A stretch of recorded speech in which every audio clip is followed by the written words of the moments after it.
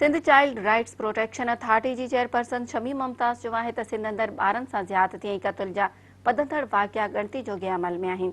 अहिड़नि केसनि खे हलाइण लाइ अदालतुनि में अलॻि डेस्क क़ाइमु कई वञे। लाड़काणो में प्रेस कॉन्फ्रेंस कंदे सिंध असेंबली जी मेंबर ऐं Sindh child rights protection authority जी चेयरपर्सन शमी मुमताज़ चयो त हिन वक़्तु मासूम ॿारनि सां ज़्यादती ऐं क़त्ल जे वाक़ियनि में इज़ाफ़ो थी रहियो आहे, जेको अमल इंतिहाई ॻणती जोॻो आहे।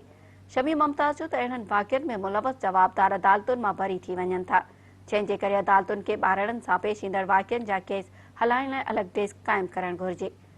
हुन चयो त जुडिशरी जेकॾहिं अलॻि कोर्ट क़ाइमु नथी करे सघे त अलॻि डेस्क या ॿ खां टे रुकनी बेंच क़ाइमु करे त जीअं अहिड़नि केसनि जो बहितर नमूने ट्रायल थी सघे। शमी मुमताज़ वधीक चयो त पनो आकिल जे मदरसे में जिन्सी दरंदगी जे वाक़े में मुलवस जवाबदार खे पकड़ियो बि वियो, पर उन खे सज़ा छो न मिली।